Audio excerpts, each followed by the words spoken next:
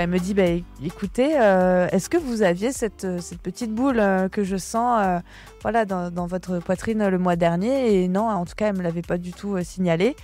Et en fait, tout est parti de là, quoi. Et ensuite, tout s'est enchaîné. Elles sont animatrices, journalistes, chanteuses, cuisinières, directrices d'entreprise. Elles ont toutes le point commun de s'être imposées dans des milieux encore très masculins. Dans la tête de tous, c'était mon frère qui devait être cuisinier et pas moi. Je ne fais pas aucun dictat de la mode. Je suis inclusive depuis toujours. On pardonne moins à une femme de vieillir qu'à un homme. Ce sont toutes des femmes actuelles. J'ai toujours aimé écrire, mais aussi parler. Je suis une énorme bavarde. Et donc, pour moi, c'était beaucoup plus simple, je pense, de raconter des histoires, on va dire, par la parole plutôt que par l'écrit. Même si, encore une fois, j'adore écrire. D'où le livre, hein. C'est logique. Moi, je suis très expressive. Je parle beaucoup des mains, avec les mains. Au niveau de mon visage, souvent, je vais hausser les sourcils. Et du coup, pour moi, c'était plus facile, je pense, la télévision que la radio, où c'est un exercice bien plus dur. Cette image de la Miss Météo, elle est arrivée, il n'y a pas si longtemps que ça, finalement, parce que moi, dans les journalistes présentateurs météo, il y avait Alain Gillot-Pétré que j'aimais beaucoup. Alors, c'est pas ma génération, on va me dire, mais il y a des vidéos aussi sur YouTube, et je trouve sa manière de présenter était juste incroyable, parce qu'il arrivait à capter justement les téléspectateurs. Et c'était pas une jolie femme, à ce que je sache. Il n'y avait pas forcément besoin de ça. C'est vrai que peut-être que la profession, il y a eu un petit peu de... je sais pas si c'est du sexisme, mais il y a eu en tout cas ce cliché de la Miss Météo, donc qui n'est pas journaliste et qui va lire bêtement peut-être un prompteur et ne rien comprendre à ce qu'elle raconte. Je pense que j'ai des consoeurs qui ont démarré avant et qui ont eu affaire justement à des commentaires, des réflexions un peu misogynes, voilà.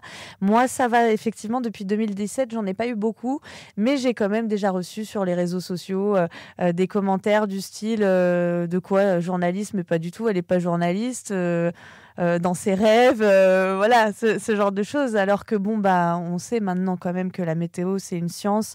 Il faut l'expliquer, il faut la comprendre. Quand ça se passe bien, on va dire qu'il n'y a pas de phénomène météorologique extrême, qu'il n'y a pas de canicule, qu'il n'y a pas de tempête et que c'est une situation météo classique où il fait beau. C'est important aussi de garder cette matière, je pense, même si c'est une science, de la garder légère en étant souriante, parce que les gens, finalement, l'été, par exemple, ils ont envie qu'il y ait du beau temps et donc ils ont envie qu'on leur annonce ça. Et après, bien sûr, savoir prendre un ton un petit peu plus grave, un peu plus alarmiste, on va dire, quand il y a des choses, des phénomènes météo qui se passent et qui sont pas normaux, on va dire. Parce qu'il m'est arrivé, on va dire, donc le cancer. Déjà, j'ai une approche maintenant que j'avais peut-être pas avant, c'est-à-dire que c'est vrai que maintenant, si je reçois des commentaires comme ça sur les réseaux, j'en ai rien à cirer, vraiment. Que il y a 1 an et demi, 2 ans, ça m'aurait peut-être beaucoup plus peiné, touché, affecté. Maintenant, j'ai rien, je me dis, j'ai rien à prouver, ils ont que ça à faire. Mais en tout cas, si je peux, en tout cas, sinon, parler de mon expérience et de ma formation, peut-être pour des jeunes femmes ou des jeunes hommes qui aimeraient faire la même chose, c'est simple. Et j'en parle aussi d'ailleurs dans ce livre. Il y a 2 voies pour être journaliste météo. Donc, la voie finalement scientifique. Donc moi, j'étais pas forcément très bonne en maths et en physique. J'ai fait un bac ES. C'est pour ça. Et en plus, j'aimais le journalisme. Donc, c'est pour ça que j'ai fait du journalisme avant. Mais on peut donc devenir météorologue. Donc, on fait l'école de Météo France la plupart du temps. Donc, et ensuite, on se tourne vers les médias. Ou faire une école de journalisme et ensuite se spécialiser en météorologie. Donc moi, c'est ce que j'ai fait et j'ai eu cette opportunité-là en postulant et en étant prise ensuite à la chaîne Météo, qui à la base est une boîte de météorologie concurrent de Météo France qui s'appelle Météo Consult et eux ont des météorologues prévisionnistes et c'est vraiment eux qui m'ont formée, c'est-à-dire que je travaillais avec eux. eux n'ont pas forcément la casquette journaliste et sont pas forcément à l'aise ou même n'ont pas envie parfois de parler en télévision. Et ils m'ont vraiment formée à la météorologie.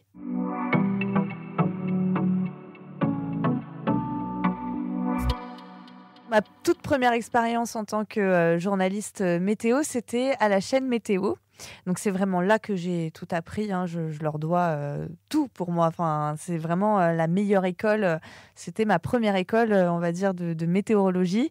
Et après, j'ai exercé ce métier aussi pour d'autres médias, pour Agathe Météo, qui est aussi une boîte de météorologie.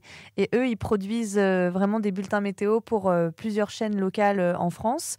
J'ai travaillé aussi pour CNews en pige. Donc météo, journaliste météo là-bas. Je remplaçais leurs journalistes titulaires qui sont en contrat là-bas.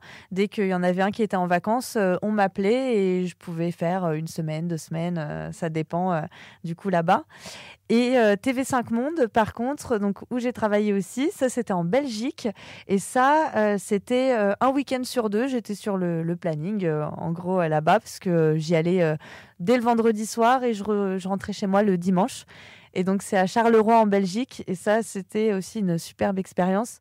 Pour BFM, moi, mon casting, c'était en décembre 2018, parce que j'ai commencé à travailler là-bas. J'ai été embauchée à partir de janvier 2019. En gros, c'est dans les conditions du direct, on va dire. Donc, on est sur le fond vert. Voilà, on nous montre à l'avance. Bon, il n'y a pas de surprise parce que moi, je travaillais déjà pour la chaîne Météo à ce moment-là. Donc, j'avais, je crois, bossé le matin même ou la veille en tout cas. Et du coup, j'avais un peu la situation météo en tête, la situation de la semaine. Et en gros, bon, il nous montre en amont les cartes. Et il nous dit, là, c'est... donc, à BFM, on a une télécommande pour passer nous-mêmes les cartes. Ça, c'est le studio avec le fond vert. Et tu vas me faire une météo de 1 minute 30 ou 2 minutes. On démarre par une photo d'un téléspectateur, par exemple. Mais il me semble que c'était comme ça pour mon casting. On démarre par cette photo. Et ensuite, ça va être la carte de l'après-midi avec ce qu'on appelle la carte nébule. Donc, c'est vraiment... les nuages, les zones de la France, là où il y a une perturbation, par exemple, là où il y a des conditions météo un peu plus ensoleillées. Et ensuite, ça va être la carte des températures. Et après, on enchaîne comme ça avec toute la semaine. On n'a pas de prompteur. Par contre, on a les cartes sur lesquelles on s'appuie, en fait, vraiment pour construire notre discours. C'est-à-dire que les températures, je ne les connais pas par cœur. Je sais, par exemple, qu'on va être, sur la moitié nord, 3 degrés à peu près en moyenne au-dessus des normales de saison. Sur la moitié sud, dans le sud-est, ils sont carrément 6-7 degrés au-dessus des normales de saison. Ça, il y a des petites infos qui n'apparaissent pas sur la carte que je sais parce que j'ai fait des recherches en amont pour apporter justement d'autres informations aux téléspectateurs qu'ils ne verraient pas sur la carte et que ce soit plus utile que juste voir les températures. Et donc ça, je le dis dans mon discours, mais il n'y a rien qui n'est il n'y a pas de par cœur en fait. Et surtout, parfois, ça arrive que le chef d'édition dans l'oreillette, il nous dise alors là, je suis vraiment à la bourre. Si tu peux me faire une météo de 30 secondes, vraiment, démerde-toi, s'il te plaît, mais ça m'arrange. Et parfois, c'est l'inverse. Il nous dit non, mais alors là, je devais avoir quelqu'un en duplex et finalement, je sais pas ce qu'il fait. Donc, du coup, j'ai 4 minutes. Il faudrait que tu vraiment racontes ta vie, n'hésite pas. Et du coup, alors là, on prend notre temps. Et donc, c'est pour ça qu'on peut pas finalement avoir en tout cas en direct sur BFM TV, voilà, ça peut pas être un truc écrit ou un prompteur parce que ça se trouve 1 minute avant on va nous dire t'as tant de temps et voilà, en fait ça change tout le temps. On n'est plus comme avant à dire peut-être chouette, il fait beau, super aujourd'hui. Déjà même cette phrase, vous voyez, il fait beau, c'est quelque chose qu'on dit plus forcément. Parce que il fait beau, c'est quoi ? Alors on sait que c'est quand il y a du soleil, mais en fait il peut faire beau pour les uns et pas pour les autres. Par exemple, un agriculteur qui attend la pluie depuis des mois dans le Roussillon, là je vous donne un exemple parmi tant d'autres malheureusement, où il y a une sécheresse grave et du coup son métier en pâtit énormément. Pour lui, quand il va entendre le journaliste météo dire il fait beau, je pense qu'il va s'arracher les cheveux, quoi. Donc du coup, on essaye toujours d'avoir un discours un peu plus nuancé, peut-être. Alors j'ai l'impression que nous, on n'avait pas, ma génération, on n'avait pas du tout on n'était pas sensibilisés à l'école sur le tri, sur l'environnement. Enfin vraiment, moi en tout cas dans mon école, j'ai pas eu ça. J'ai vraiment l'impression que les nouvelles générations, ils ont beaucoup plus conscience que nous et c'est eux qui nous éduquent presque en fait. Je comprends pas qu'en 2024, on puisse encore être climato-sceptique. En fait, je ne comprends pas.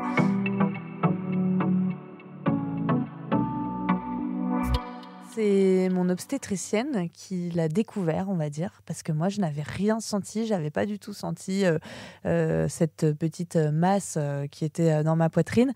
En fait, j'avais rendez-vous chez mon obstétricienne gynécologue pour les 6 mois, je crois, de grossesse, pour vérifier que tout se passait bien. Et de là, elle a vraiment procédé à une palpation. Et c'est elle qui a un peu tiqué et qui m'a dit écoutez, est-ce que vous aviez cette petite boule que je sens voilà, dans votre poitrine le mois dernier? Et non, en tout cas, elle ne me l'avait pas du tout signalé. Et en fait, tout est parti de là, quoi. Et ensuite, tout s'est enchaîné. Ça a été ensuite un enchaînement d'examens. Et je crois que, on va dire, c'était 3 semaines après justement la découverte de cette petite boule, que vraiment le diagnostic est tombé, quoi. C'est vraiment le couperet qui est tombé où on m'a dit que c'était un cancer du sein. J'étais totalement torturée, en fait, quand j'y repense. J'étais totalement torturée parce que il y a des jours où je me réveillais, où je me disais mais non, mais c'est impossible, en fait, ça n'arrive qu'aux autres. Et puis en plus, mes proches me confortaient dans cette idée-là. Tout le monde me disait mais t'inquiète pas, bientôt tu vas passer à autre chose, t'en fais pas, on va plus en parler, merci, au revoir. Enfin voilà. D'un autre côté, je stressais, mais je me disais non mais je vais pas en reparler à mes proches parce que je vais les saouler et après ils vont tous me dire tu vois j'avais raison, voilà. Mais en fait, je sais pas, au fond de moi, je sentais qu'il y avait un problème et surtout. Quand on m'a prescrit une biopsie, en fait, la biopsie, ça consiste à prélever un peu de tissu dans une tumeur. Et donc, c'est local. Hein. Enfin, on m'a fait une anesthésie locale, mais quand même, c'était pas agréable. Et en fait, après ça. J'ai eu des douleurs en fait qui se sont réveillées, quoi. C'est comme si, j'en parle justement dans le livre qui sort, c'est comme si ça avait réveillé la bête, quoi, qui était endormie à l'intérieur. Et en fait, ça m'a provoqué de grosses douleurs et c'était pas évident parce que j'avais mon ventre de femme enceinte qui commençait à bien se voir. En tout cas, je le voyais bien dans la glace et au-dessus, j'avais un gros bandage du coup après la biopsie sur ma poitrine. Donc ça allait pas ensemble, quoi. Enfin, je me disais non mais c'est un cauchemar, c'est pas possible. Et puis forcément, j'ai fait plein de recherches internet, voilà. Et c'est là que j'ai découvert que limite c'était impossible parce que je crois que c'était je sais plus, je parle du chiffre exact, mais je crois que c'était 0,01% de chance d'avoir le diagnostic d'un cancer du sein lors d'une grossesse. Donc à partir de ce moment-là, je me suis dit ok, enfin c'est pas moi, quoi. Je me demandais pourquoi moi, qu'est-ce que j'ai fait de mal. Pourtant je suis sportive, pourtant je fais attention à mon alimentation, même si j'aime bien craquer de temps en temps pour un fast-food, une pizza ou quoi. Enfin, je me disais mais attendez, il y en a qui ont des hygiènes de vie. Enfin pourquoi j'ai fait quoi? J'ai vraiment passer à la loupe mes habitudes, des choses qui me sont arrivées aussi dans ma vie où voilà, je me suis demandé si c'était pas à cause de ça ou d'un autre truc. Mais c'est humain, je pense. Après, voilà, il faut apprendre à être douce avec soi-même, mais sur le coup, c'est sûr que on se dit, voilà, est-ce que si j'avais pas fait les choses différemment, est-ce que ça serait arrivé, ou est-ce que c'était écrit, est-ce que ça devait m'arriver en fait, ou est-ce que c'est parce que ça. Et voilà, notamment aussi les horaires décalés. J'avais de plus en plus de mal à les supporter. Je sentais que mon corps ne supportait plus ces horaires. Et du coup, voilà, je me suis dit, voilà, super, quoi. Alors là, c'est non seulement je vais plus pouvoir faire ces horaires, mais en plus, je vais même plus pouvoir travailler. Pendant des années, je me suis démenée comme pas possible à bosser comme une acharnée. J'avais 0 jour off pendant parfois plusieurs semaines. Tout ça pour rien, quoi. En fait, je me suis dit, c'est ce que je me suis dit. c'est bien beau d'essayer de faire évoluer ma carrière. Et au final, en fait, je me fais rattraper par ma santé, quoi. Donc forcément, oui, je me suis beaucoup culpabilisée, même si, encore une fois, mon oncologue m'a bien dit vous voulez trouver un responsable, et c'est la faute à pas de chance. Voilà.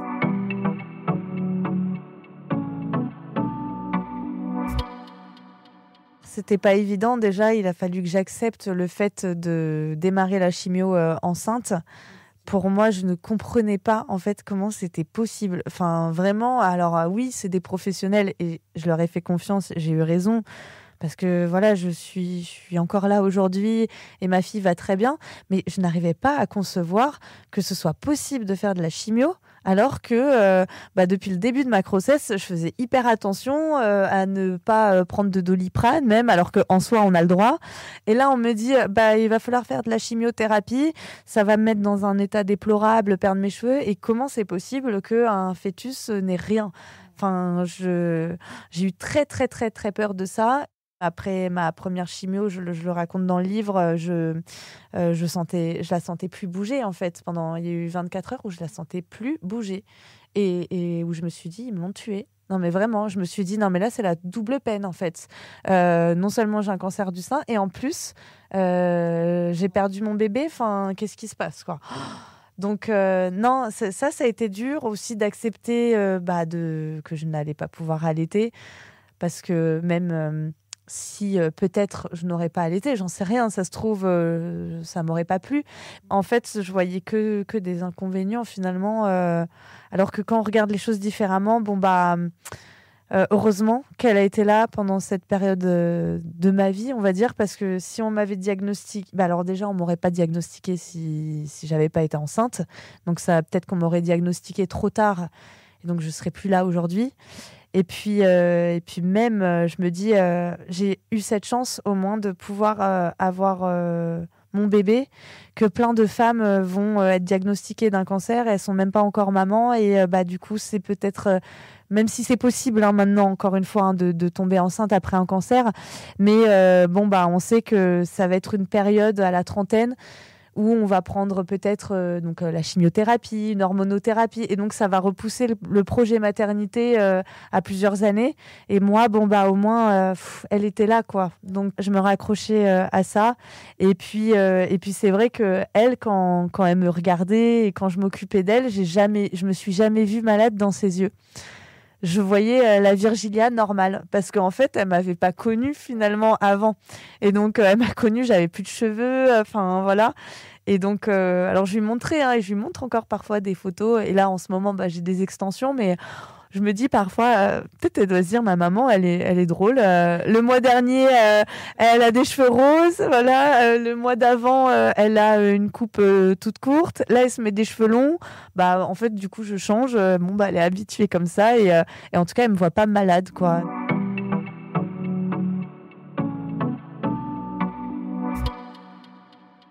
Je pense qu'elle est encore petite, même si je lui dis en fait depuis le départ, alors je lui dis pas tous les jours, mais je lui explique, c'est-à-dire que j'ai pris ce réflexe-là, en fait j'ai pris l'habitude de lui raconter ma journée, ou par exemple quand elle a été chez la nounou, je lui demande alors t'as fait quoi chez la nounou, voilà, je retrace un peu sa journée parce que de toute façon la nounou m'a dit ce qu'elle a fait, donc je lui dis t'as fait ci, t'as fait ça, et donc moi je lui raconte ce que j'ai fait, donc quand je travaille je lui raconte, et quand j'ai des rendez-vous médicaux ou quand j'avais encore mes chimiothérapies, je lui expliquer. Et depuis le départ, parce que aussi j'ai eu quelques chimios à domicile et il y a eu des moments où elle était là, donc c'était mon conjoint qui s'occupait d'elle, mais l'infirmière est passée à un moment où c'était l'heure du repas de la petite, et du coup elle me voyait avec toutes les poches de chimio, elle me voyait branchée, on va dire, et du coup alors elle réalisait pas, je pense, mais je lui ai expliqué, j'ai pas envie que ce soit un tabou, j'ai pas envie que ce soit un secret, ça l'a jamais été. J'en ai toujours parlé très facilement. Donc pour moi, c'était logique, même si elle est petite, c'est son histoire en fait. Donc que je lui dise avec des mots simples, voilà, tu sais, maman, elle est malade, mais ça va aller mieux parce que aujourd'hui, elle va avoir son traitement, donc elle va être un peu fatiguée après, mais papa, il est là pour s'occuper de toi. Enfin voilà, je lui ai expliqué, mais avec beaucoup de légèreté et surtout avec un ton naturel, neutre et pas du tout alarmant. Je pense qu'elle comprend, Mais c'est normal. C'est comme si je lui disais, bah maman, elle est partie chercher le pain, quoi.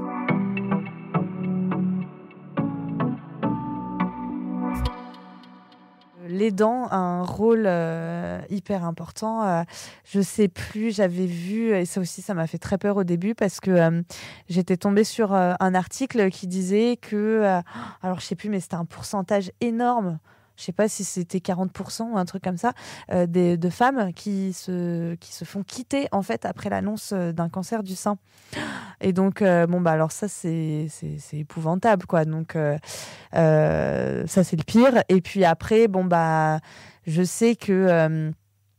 alors heureusement, il n'est pas parti, mais en plus de ça, il n'a pas juste été spectateur, on va dire, de mes traitements et de ma guérison. Enfin, il m'a vraiment aidé, que ce soit avec la petite ou avec... Enfin, même, je dis aider, mais je déteste ce mot, en fait. Heureusement qu'il a été là, quoi, parce que j'aurais pas pu. Quand j'avais mes chimios enceintes... Enfin, je sais pas, j'avais besoin vraiment que... Il n'y a même pas de mots, en fait. C'est-à-dire qu'on appelle ça un aidant, mais c'est bien plus que ça. Ouais, heureusement qu'il a été là et ouais, je l'en remercierai jamais assez, quoi. Vraiment, j'ai eu beaucoup de chance.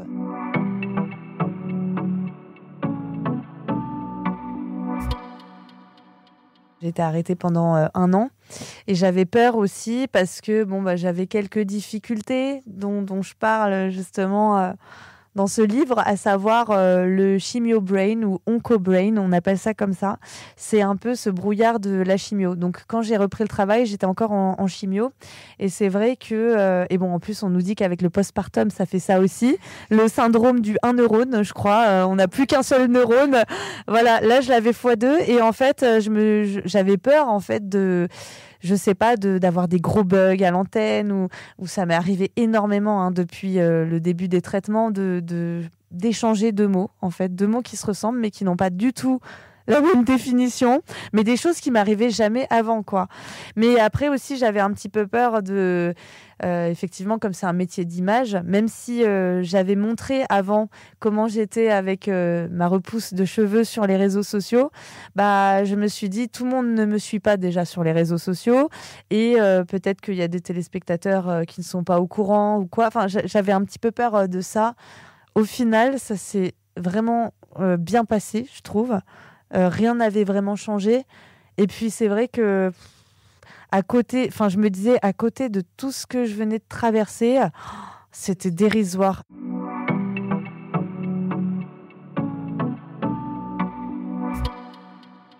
Depuis le départ, c'est vrai que j'avais beaucoup pris la parole sur les réseaux sociaux. J'ai fait quelques petites interventions aussi en télé. J'ai beaucoup communiqué là-dessus, en fait, chaque étape de mon traitement. Et pour moi, en fait, c'était juste logique de sortir ce témoignage. Quand les éditions Le Duc m'ont proposé de faire ce livre, enfin, j'ai même pas hésité une seconde. Je me suis dit, j'ai vu à quel point ça avait fait du bien à d'autres femmes de témoigner. Alors je me suis dit, au moins, voilà, ce livre, c'est un truc qui va rester. Ça va être complet, surtout. Je vais vraiment pouvoir écrire ce que je veux dedans, peut-être même au-delà de la maladie, apporter... un peu d'espoir. Alors, vous verrez dans le livre, mais à chaque début de chapitre aussi, j'ai mis quelques phrases. Alors, c'est soit des citations, soit c'est des phrases positives. Alors, ça peut paraître hyper bateau, mais bizarrement, moi, ce genre de phrases positives ça m'a vraiment permis de voir le verre à moitié plein. Bien évidemment qu'il y a plein de moments où je me suis écroulée et où j'étais vraiment hyper mal et où ça n'allait pas. Mais il y a eu beaucoup de livres sur la gratitude, voilà, qui ont un peu nourri mon espoir, on va dire. Et ça m'a vraiment fait du bien. Et je me suis dit, voilà, dans le livre, je vais remettre des phrases aussi comme ça positives parce que je me dis, si une femme qui vit la même chose, elle lit mon bouquin, donc elle aura mon témoignage. Et en même temps, tiens, elle va se raccrocher aussi à ces petites phrases quand même qui font du bien au moral. Et en plus, voilà, au-delà des femmes qui sont touchées par le cancer, je me suis dit, peut-être que d'écrire ce livre, ça va aussi aider les proches de personnes qui traversent la maladie, et qui savent pas trop comment agir. Là, elles vont avoir mon témoignage, ça va peut-être les aider, même le personnel soignant, j'espère. Enfin voilà, j'avais vraiment envie de ça et de sensibiliser aussi. Et pour moi, c'était, ça s'est un peu présenté comme une évidence ce livre. Et voilà, j'espère vraiment que qu'il sera utile. Et quand j'étais dans les traitements, jamais j'aurais dit un truc pareil. Mais quelque part, c'est ce que je disais, c'est que ça remet un peu l'église au milieu du village. Sur le coup, je me suis dit, mais pourquoi je vis ça ? Et en fait, là, c'est peut-être un peu prématuré de dire ça, parce que j'ai toujours cette épée de Damoclès où je me dis, voilà, j'espère que ça reviendra pas et que je ferai pas de récidive. Mais je me dis que peut-être que en ayant vécu ça, ça va m'amener vers quelque chose de beau, finalement, que j'aurais pas vécu si le cancer n'avait pas été dans ma vie. Si vous avez aimé ce podcast, soutenez-nous sur toutes les plateformes en vous abonnant ou en mettant des petites étoiles. Et retrouvez plus d'épisodes sur votre plateforme d'écoute préférée. Et moi, je vous dis à bientôt pour un nouvel épisode. Ciao!